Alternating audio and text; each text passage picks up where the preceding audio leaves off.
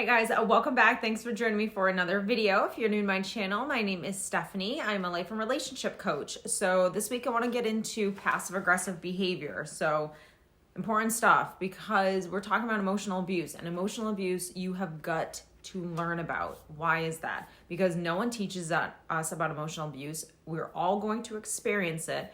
And when we're dating and we're trying to attract a healthy relationship or have a healthy relationship, you need to know this stuff. Otherwise, you are going to attract someone who's toxic, narcissistic, abusive, etc., unknowingly that they are this way until you're knee deep in pain. And then all of a sudden you come to the realization that you were with someone that was toxic. Now you're backtracking. Now you're trying to heal from your past. Now you're trying to get over this breakup or this divorce or whatever it is that you're going through. And now you're kind of like, oh my God, I didn't know any of this stuff my whole life. So let's learn about it. Let's talk about passive aggressive behavior. I want to give you really the phrases that someone's going to use when they are being passive aggressive. And I want to give you some tips on how you can respond to these phrases. Before we do get into this week's video, if you have not already subscribed to this channel, don't forget to subscribe down below and click on post notifications. Each week I make a ton of videos ranging from a lot of different self-development topics, from codependency, narcissism, self-development, law of attraction, basically mental health, learning how to be emotionally and mentally healthy, forgiveness, etc., etc. The list goes on and on. I post videos every Tuesday and I post shorts every Friday and Sunday. So be on the lookout for those. You guys have been loving those and I love making them. So thank you guys so much for all of your feedback regarding the shorts, and we will continue to keep making them.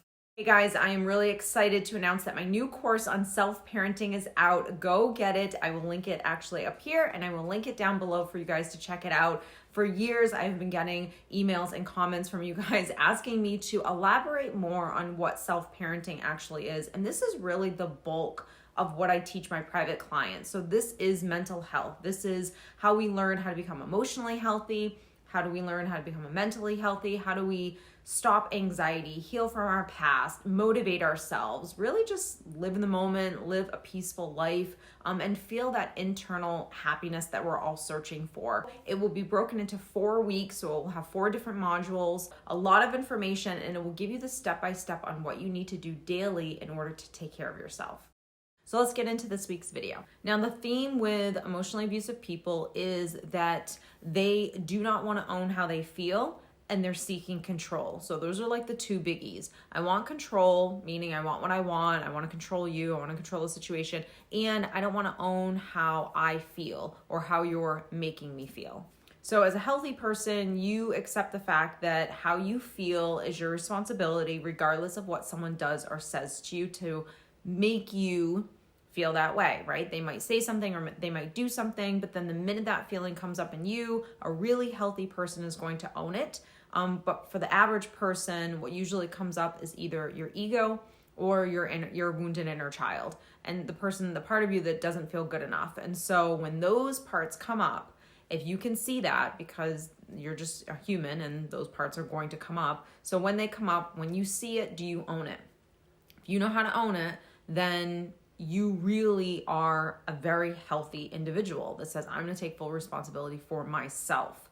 I'm not going to put it on you. Because when you don't take responsibility for yourself, what you end up doing is using an emotionally abusive tactic in order to make yourself feel better. So someone who's toxic is going to use emotionally abusive tactics in order to make themselves better because they don't know how to handle how they feel.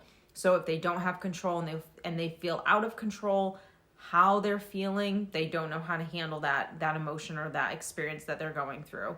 The fact that they can't get their way, the fact that you're telling them no, again, see the theme, it's all about control basically. So when you yourself are healthy, you know how to do this. Someone who is not healthy will just use one of these tactics on you, and that's why it's really important to understand what these are. Now, when a person who's not healthy really tries one of these approaches on you, whether it's a phrase, whether it is gaslighting, manipulation, whatever it is, when they throw that out to you, if you don't take the bait, then what they really want to do next is give you backlash, or they want to make you suffer or punish you in some way.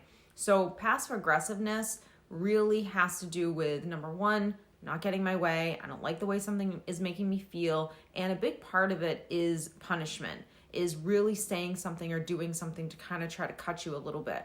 passive aggressive behavior and the silent treatment really go hand in hand. So I always say they're kind of cousins, just like living, skipping along. So when you get passive aggressive behaviors or these phrases, chances are you might get a little silent treatment in there as well. Passive aggressive behavior is also something that is very subtle, and it's something that's done in kind of like a covert type of way. So it's not someone who's you're going to blatantly see that they're upset, right? They're not going to start verbally abusing you or screaming or doing any of those things.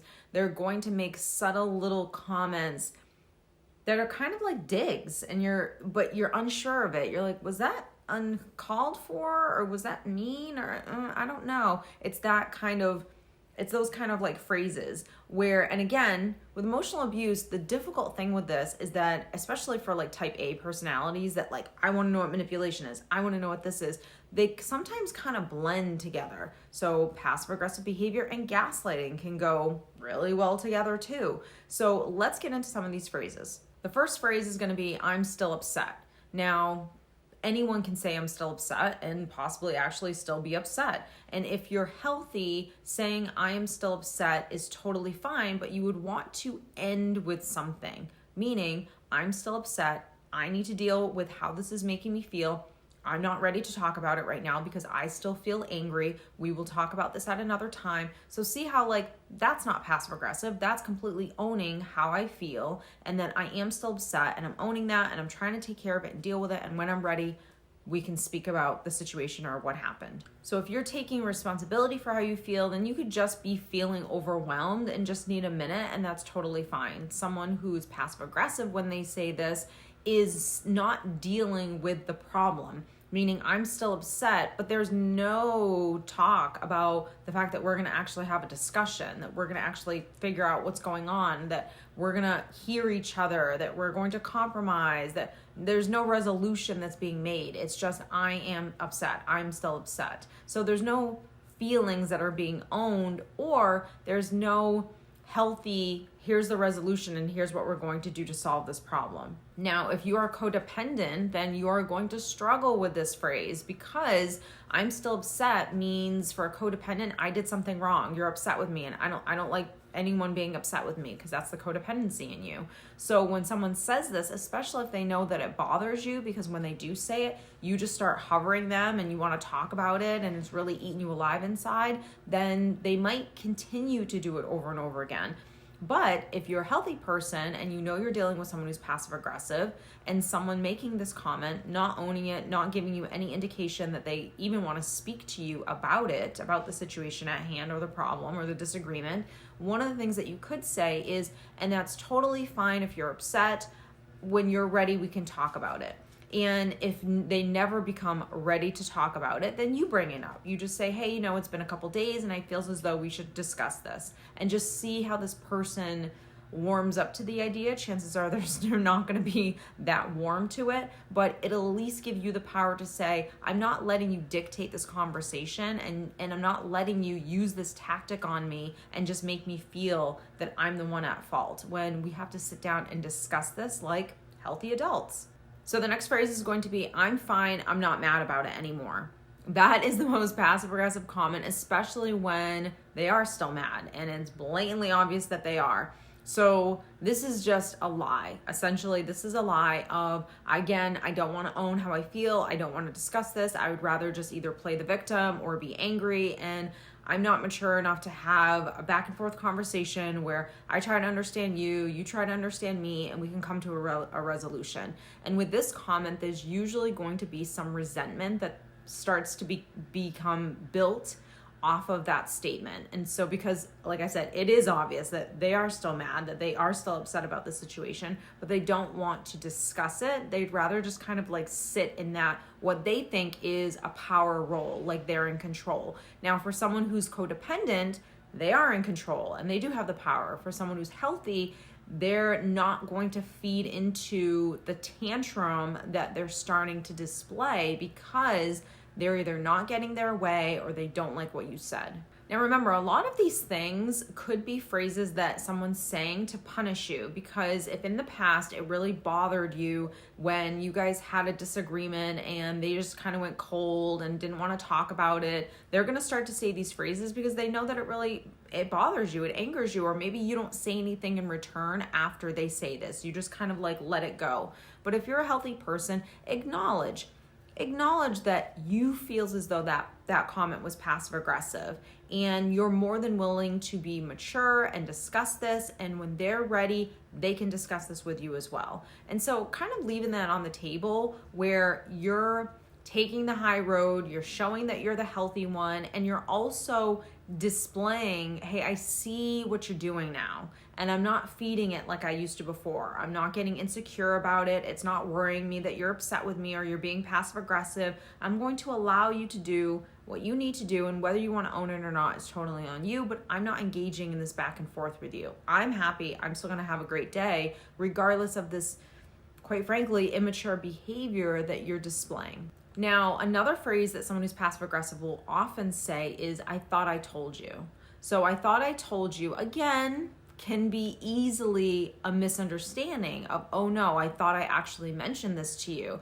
But someone who's passive aggressive, you know that this is their drink of choice. I always say that phrase, like, what is the person's drink of choice? Because someone who's toxic is going to do a few things. They're only going to use a certain amount of tactics, right? Like someone who's really highly manipulative probably isn't going to be passive aggressive, because they're going to use gaslighting and manipulation, and that's their drink of choice. Those are the cousins that they like to play with and kind of use on people. But someone who's passive aggressive really is going to either use the silent treatment, or they might tiptoe in a little bit of gaslighting, which this phrase is. It is passive aggressive, and if you feed it, you're going to be gaslighted, because now you're going to start to get confused. You're going to say, did they tell me? Wait a minute.